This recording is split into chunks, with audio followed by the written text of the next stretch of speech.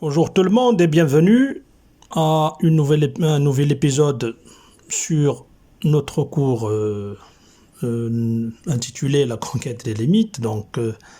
Et c'est toujours qu'on va poursuivre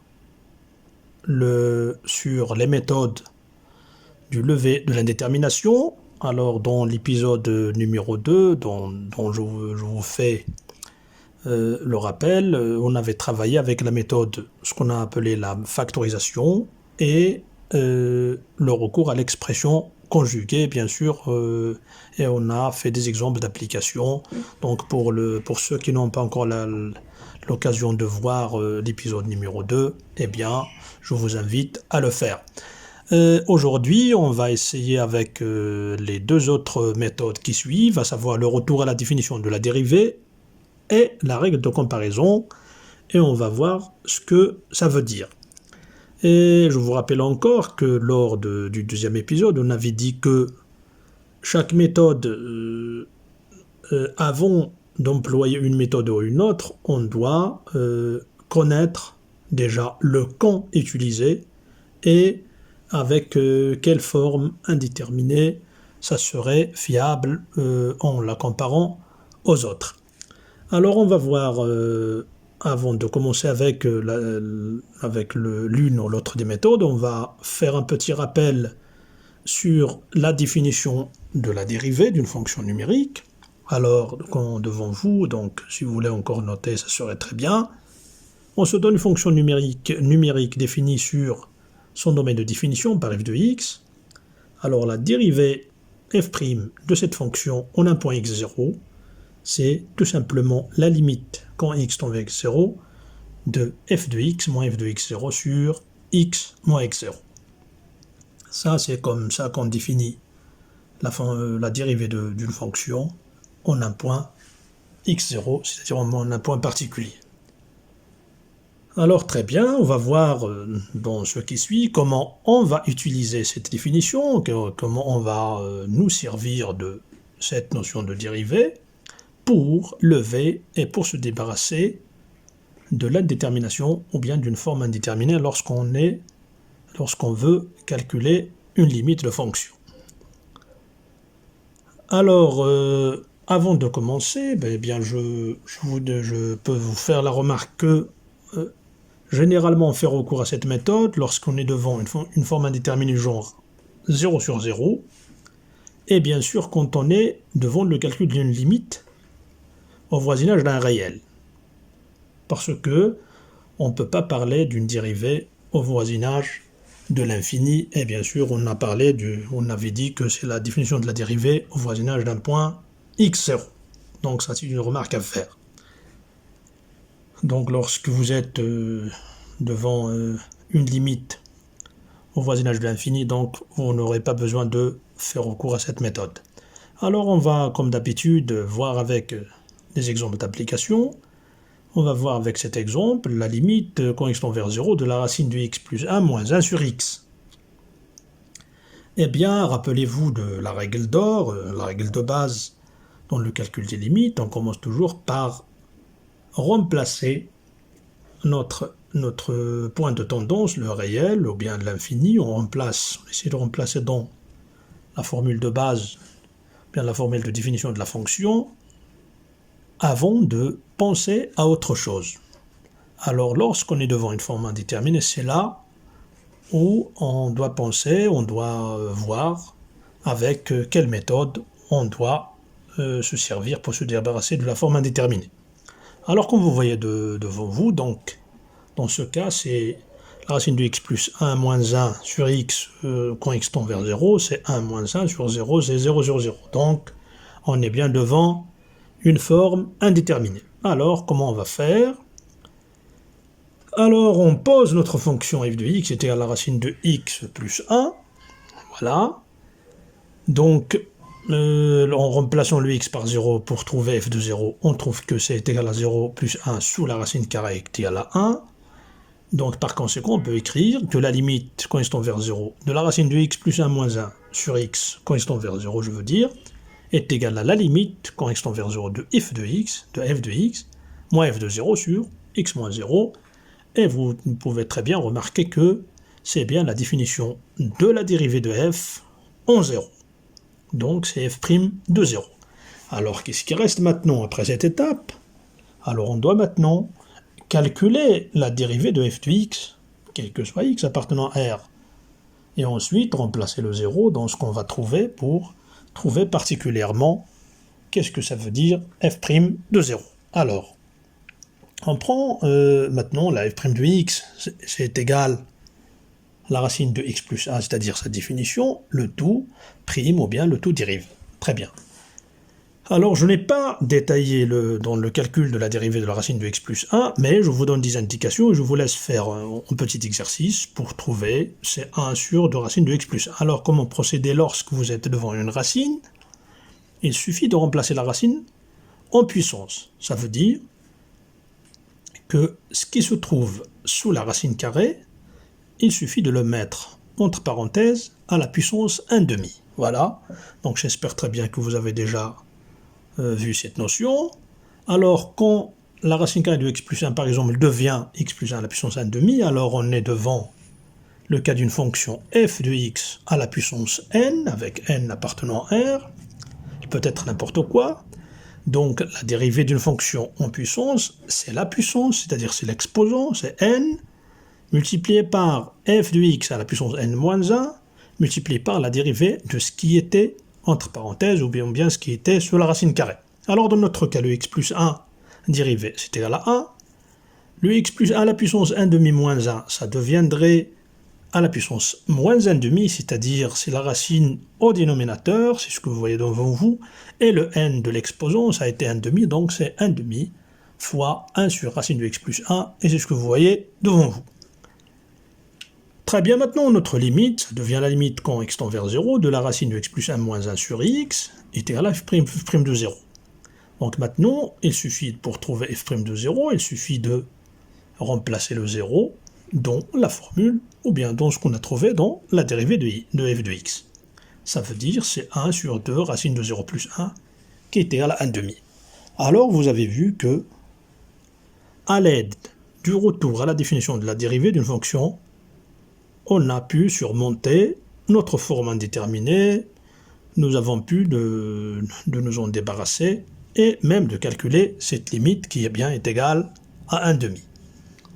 Passons maintenant à notre exemple, à savoir la limite quand x tend vers 0 de sinus de x sur x qui est égal à 0 sur 0, du coup parce que le sinus de x en 0 c'est 0 et le x qui est déjà égal à 0, donc on est bien devant une forme indéterminée de type 0 sur 0. Alors maintenant on pose la fonction g de x est égal à sinus de x, donc g de 0 est égal à sinus de 0 est égal à 0, donc on peut écrire notre limite quand x tend vers 0 de sinus de x sur x est égal à la limite quand x tend vers 0 de sinus de x moins sinus de 0 puisque c'est 0 sur x moins 0 qui est toujours égal à x. Donc c'est la forme de g de x moins g de 0 sur x moins 0, et c'est bien la définition de la dérivée de g en 0, et c'est ce qu'on va voir maintenant. On va chercher la dérivée g de g en x, ça veut dire g' de x, est égal à sinus de x, le taux prime qui est égal tout simplement à cosinus de x. Voilà. Donc finalement il suffit de remplacer le 0 dans le cosinus de x, et la limite quand x tend vers 0 de sinus de x sur x est égal à g' de 0, qui est égal à cosinus de 0, qui est égal à 1. Voilà, c'est la limite usuelle que vous connaissez, donc voilà, on a fait le détail comment la calculer, mais lorsque vous êtes devant un exercice, et si vous avez besoin de l'utiliser, la limite de sinus de x sur x, quand x tend vers 0, ou même de la tangente, alors c'est une limite qu'on appelle les limites usuelles. C'est facile, il suffit de le dire. Vous n'aurez pas besoin de la prouver ou bien de la démontrer, sauf si on vous la demande en question. Donc, si vous avez besoin d'utiliser le sinus de x sur x en 0 et dire que c'est égal à 1, oui, c'est égal à 1. Mais maintenant, à titre de cours et à titre d'explication, voilà comment ça se passe. Maintenant, on va essayer de voir qu'est-ce que ça veut dire la règle de comparaison. Eh bien, comme son nom l'indique, c'est quelque chose qui aurait à voir avec une comparaison avec une chose ou une autre. Alors, cette méthode, elle est très bien recommandée pour des cas contenant des fonctions trigonométriques surtout. Pourquoi? Parce que vous connaissez très bien que le cosinus et le sinus de x d'un réel, il est toujours compris entre moins 1 et 1. Donc, on connaît déjà cette fourchette de moins 1 et 1. Ça peut nous aider dans le calcul des limites. Donc, c'est, comme j'ai dit, souvenez-vous que c'est très recommandé dans ces cas-là. Mais ce n'est pas le seul cas où on peut l'utiliser. Mais je vous dis bien que généralement c'est recommandé dans ces cas pareils. Alors pourquoi ça? Parce que déjà, dès la définition, on ne peut pas calculer la limite en l'infini par exemple. Sinus de x en l'infini, on ne peut rien dire. Oui, on sait très bien que c'est compris entre moins 1 et 1, mais il se peut qu'il soit négatif ou positif. Donc, ça ne serait jamais déterminé. Donc, on doit faire recours à ce type de méthode. Et c'est ce qu'on va voir dans des exemples. Alors, la limite de sinus de x plus x quand x tend vers plus l'infini. On ne peut rien dire déjà, donc ça c'est une forme d'indétermination. Pourquoi? Parce que le terme qui convient normalement, c'est indéfini, c'est-à-dire on ne peut pas la définir. Mais ça veut dire aussi que c'est indéterminé, puisqu'on ne peut pas. On ne peut rien dire, donc on peut l'appeler aussi une forme indéterminée, malgré que ce n'est pas cité dans les 4 cas qu'on avait dit sur les indéterminations. Mais ça, c'est une indétermination d'office, c'est-à-dire c'est indéfini, on ne peut rien dire. Alors, qu'est-ce qu'on fait? Pour tout x appartenant à R, on sait déjà que le sinus il est supérieur ou égal à moins 1. Oui, j'ai bien dit que le sinus il est compris entre moins 1 et 1, donc le sinus x, quel que soit x appartenant à R, elle est supérieure à moins 1. Et par suite, le sinus de x plus x, elle est supérieure à x moins 1, donc on ajoute un x dans les deux membres dans les deux côtés de l'inégalité, donc ça reste toujours la même chose. Alors, et bien sûr, on peut remarquer que la limite en plus l'infini de x moins 1 est égale à plus l'infini. Voilà. Donc, quand x tend vers l'infini, le x moins 1 tend vers plus l'infini, et puisque le sinus de x plus x est déjà supérieur à x moins 1, donc automatiquement, on peut dire que la limite, quand x tend vers plus l'infini, de sinus de x plus x est égale à plus l'infini. Voilà, vous voyez que en comparant notre fonction à une donnée qu'on a déjà, une donnée de base, on est arrivé à en déduire ce que vaut la limite de notre fonction. Dans un autre exemple, petit b maintenant, la limite, quand x tend vers plus l'infini, de sinus x sur x. Alors vous voyez encore le sinus x sur x, mais cette fois-ci ce n'est pas au voisinage de 0, c'est au voisinage de plus l'infini. Alors, comme dans l'autre cas du petit a, on ne sait rien encore sur le sinus x. Il peut être n'importe quoi, malgré que c'est compris entre moins 1 et 1 toujours, mais on ne sait pas à quoi vraiment peut-il être égal. Donc le sinus x sur x, c'est encore une fonction, une forme indéfinie, c'est encore une forme indéterminée, c'est encore quelque chose sur quoi on ne peut rien dire. Alors, qu'est-ce qu'on va faire maintenant? Alors, on prend notre encadrement de base. Alors, le moins 1 est inférieur à sinus x est inférieur à 1, quel que soit x appartenant à R. Donc, pour x supérieur à 0, donc pourquoi on choisit le x supérieur à 0? Parce que on veut travailler au voisinage de plus l'infini, donc on va travailler pour un réel qui est positif, et même extrêmement positif, extrêmement grand. Donc quand on divise par un réel positif, donc notre inégalité ne change pas, donc moins 1 sur x est inférieur ou égal à sinus x sur x, inférieur ou égal à 1 sur x. Donc on a divisé par le même nombre. Alors, comme j'ai dit, puisqu'on est au voisinage de plus l'infini, donc c'est positif. Et maintenant, on peut remarquer que la limite de moins 1 sur x en plus l'infini, c'est moins 1 sur un nombre qui est très très extrêmement grand, donc ça tend vers 0. Oui, ça tend vers un peu un 0 qui est au voisinage de 0, qui est un 0 négatif, c'est-à-dire ça tend vers un réel qui est infiniment petit, mais avec le signe négatif, mais ça tend vers 0, on dit que ça tend vers 0. La limite aussi de 1 sur x en plus l'infini, ça tend vers 0. Donc on est devant une situation où notre fonction de base, il est compris au voisinage de l'infini entre deux zéros. Et avec l'égalité qui est dans les inférieurs, donc on peut écrire que 0 est inférieur à la limite quand x tend vers plus l'infini de sinus x sur x, qui est encore inférieur ou égal à 0, et donc finalement, quelque chose qui est compris entre deux zéros, et qui peut être égal à ce 0, ne peut être que 0. Donc la limite en plus l'infini de sinus x sur x est égale à 0. Attention, cette limite, ce n'est pas une limite usuelle, donc vous ne pouvez pas l'utiliser comme l'autre. Donc vous aurez toujours besoin de la prouver.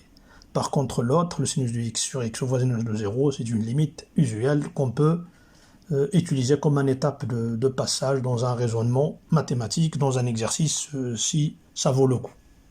Donc voilà là, une petite remarque à faire entre parenthèses. On va ajouter un peu notre petit exemple. Alors, encore une fois, la limite, quand x tend vers plus l'infini, de 3x moins 5 sur 4 plus sinus x. Alors toujours, comme je vous ai dit, c'est toujours recommandé. Quand on a affaire à une fonction trigonométrique, il faut toujours bien penser à cette règle de comparaison. Ce n'est pas comme l'autre règle du retour conjugué. Donc là, ça c'est une remarque, rappelez-vous toujours de cette remarque. Alors le sinus du x, quel que soit x appartenant à R, il est toujours inférieur à 1. Oui, c'est supérieur à moins 1, mais c'est inférieur ou égal à 1. Si on ajoute 4 de part et d'autre des membres des part et d'autre de l'inégalité, on obtient 4 plus sinus x inférieur ou égal à 5. Si on fait l'inverse des deux membres de l'inégalité, alors on doit permuter, voilà, ça vous devez le savoir, puisque ce sont des réels positifs. Le 4 plus sinus x, c'est un réel positif aussi. Même c'est le cas extrême où sinus x qui était à la moins 1, ça serait 3, donc c'est toujours positif. Donc on est devant deux réels positifs, et quand on fait l'inverse, alors on doit permuter les deux membres de l'inégalité, ou bien on va inverser le symbole de l'inférieur pour qu'il devienne supérieur. Donc notre inégalité, la deuxième étape, c'est équivalent à dire que 1 sur 5 est inférieur ou égal à 1 sur 4 plus sinus x. Très bien, le 3x moins 5. 3x moins 5, donc au voisinage de plus l'infini, c'est un nombre positif, extrêmement positif même, donc en multipliant les deux membres de l'inégalité de la deuxième étape, je veux dire de la troisième ligne, alors rien ne change, donc on peut écrire que 3x moins 5 sur 5 est inférieur ou égal à 3x moins 5 sur 4 plus sinus de x. Et vous pouvez remarquer que 3x moins 5 sur 4 plus sinus x, ce n'est autre que la définition de notre fonction pour laquelle on cherche la limite au voisinage de plus l'infini. Et puisque la limite de 3x moins 5, comme on a déjà dit, c'est un réel, le voisinage de l'infini, c'est quelque chose d'extrêmement grand, donc 3x moins 5 en plus l'infini, ça tend vers plus l'infini. Et puisque ce plus l'infini est inférieur à cette limite qu'on veut calculer, donc on déduit que notre limite, quand x tend vers plus l'infini de 3x moins 5 sur 4 plus sinus x, est égale à plus l'infini. Donc vous voyez que, à l'aide de cette règle de comparaison, on peut résoudre pas mal de problèmes en ce qui concerne les limites quand on est devant une indétermination.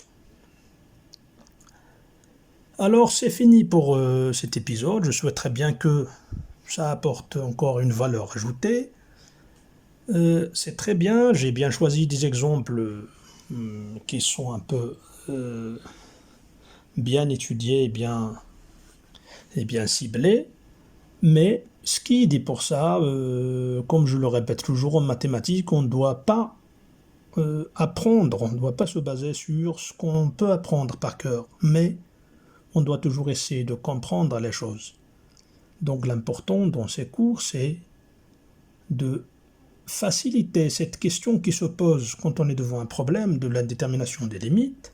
Alors la première question qui se pose, c'est comment pouvoir s'en débarrasser. Et bien sûr, les mathématiques, c'est quelque chose encore qu'on doit pouvoir utiliser en sa globalité chaque fois qu'on est devant un problème de mathématiques. C'est-à-dire, même si je suis devant un exercice de limite, il faut que je puisse utiliser toutes mes connaissances de mathématiques si il le faut. Voilà, c'est une particularité encore des maths. Alors c'est très bien, je vous laisse, à bientôt. Donc dans l'autre épisode, on va voir l'autre méthode qui reste, et bien sûr, dont je vous parlerai, comme j'avais déjà dit, d'autres astuces dans cette conquête de limites. Alors, bon courage.